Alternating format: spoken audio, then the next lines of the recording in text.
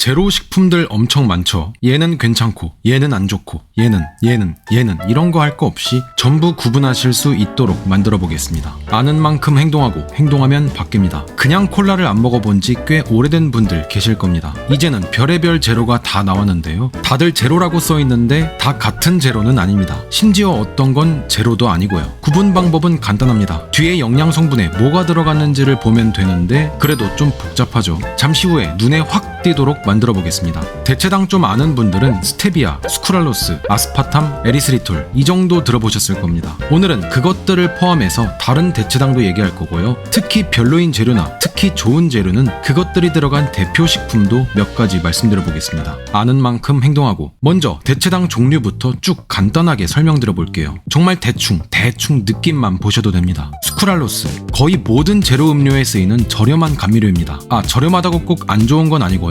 단맛이 설탕의 600배라 엄청 조금씩 쓰입니다. 딱히 크게 이상은 없는 정도? 아세설팜 칼륨 얘도 크게 문제는 없고 제로 음료에 많이 쓰입니다. 제로 콜라를 보면 한두 가지 감미료가 쓰인 게 아니에요. 굉장히 여러 가지 성분들을 섞어서 조합합니다. 그 비율이 맛의 비결이겠죠. 사카린 일단 되게 안 좋다는 느낌이 들죠. 예전에 논란이 좀 있었거든요. 지금은 문제가 없다라고 결론 지었지만 논란이 있었던 식재료는 보통 퇴출되기 마련입니다. 지금 우리의 무의식 속에 사카린은 안 좋다가 남아있단 말이죠. 근데 여러분은 먹고 있긴 할 겁니다. 단무지나 고추장류, 각종 밀키트에도 들어가거든요. 어쨌든 꽤나 안정적인 감미료입니다. 아스파탐 아는 분들은 아시겠지만 예전에 사카린처럼 퇴출되는 중입니다. 왜냐면 WHO가 아스파탐을 발암물질 2B로 분류했거든요. 근데 이 2B가 뭐냐면 사람에게 발암성 가능성이 있음입니다. 좀 무섭죠. 근데 그게 어떤 거냐면 이런 겁니다. 더 무서운 걸 볼까요? 2B보다 더 위험한 2A에는 붉은 고기도 있네요.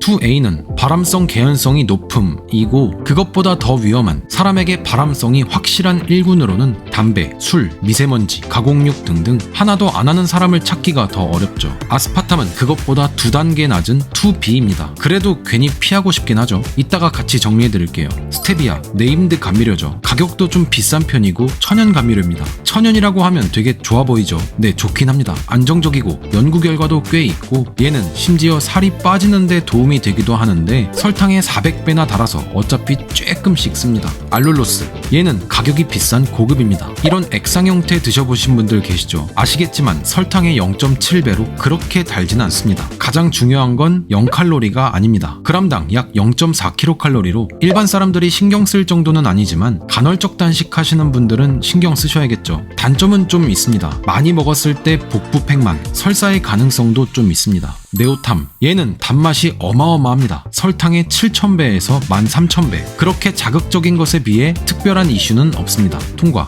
말티톨 얘는 당알코올입니다. 알코올이라 그래서 당연히 술은 아니고요. 그냥 당에 수소를 붙이는 가공을 통해서 몸이 잘 흡수하지 못하게 막는 겁니다. 달달한 맛은 나지만 흡수가 거의 안 되니 칼로리가 거의 0이겠죠. 네, 완전히 제로 칼로리는 아닙니다. 심지어 좀 많이 먹으면 혈당도 좀 올리고 소화 불편 이슈도 있습니다. 에리스리톨 얘도 당알코올이고 얘는 꽤 많이 쓰입니다. 왜냐면 얘는 0칼로리라고 표기할 수 있거든요. 근데 또 따지고 보면 0은 아니고요. 그람당 0.2kcal 이하 정도로 얘기합니다. 얘는 제로 음료에 많이 들어가는데 이런 제로 콜라 말고 카페 제로 음료에 많이 들어갑니다. 근데 이건 불편함을 겪어본 분들 있을 겁니다. 아샤추 제로 그 중에서도 이디야 거 얘네는 에리스리톨을 어떤 걸 얼마나 쓰는진 모르겠는데 특히 이디야 아샤추는 설사 이슈가 좀 있습니다. 그리고 심혈관 질환과 연관성이 있을 수도 있다 라는 얘기도 있습니다. 좀 무섭죠. 심혈관 질환의 원인이라는 게 아니라 일 수도 있다는 거고 그렇게 위험한 거면 이미 뉴스에 뜨고 아스파탐이나 사카린처럼 퇴치되고 있을 겁니다. 그래도 심혈관 질환 있으면 피하는 게 좋겠죠.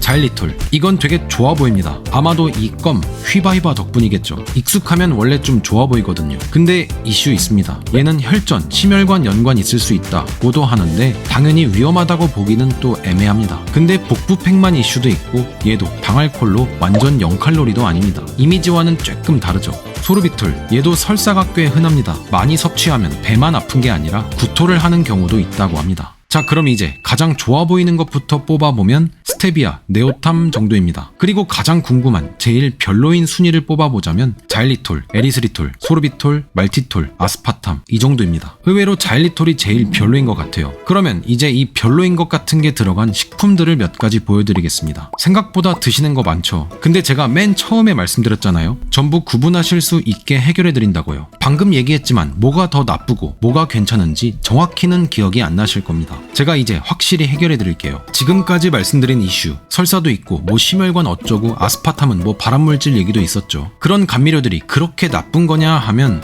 아니 라고 당당하게 얘기할 수 있습니다. 왜냐면 비교 대상이 설탕이거든요. 이들은 모두 단맛을 내는 감미료로 설탕을 대체하는 재료입니다. 0칼로리가 아닌 것들도 설탕에 비하면 비교도 안 될 정도로 낮죠. 설탕보단 살이 덜 찔 확률이 높을 겁니다. 물론 설탕이 안 좋다는 건 또 아니에요. 근데 또 얘네들이 무조건 좋은 거냐 하면 당당하게 얘기할 수 있습니다. 몰라요. 좋다 나쁘다를 판단하려면 그만큼 많은 연구들이 필요한데 이 대체당들이 인기를 얻은 지는 그렇게 오래되진 않았습니다. 아직은 잘 모릅니다. 심지어 요새는 제로콜라를 많이 먹으면 오히려 다른 음식들을 더 많이 먹게 되어서 결과적으로 살이 찐다라는 연구도 있고요.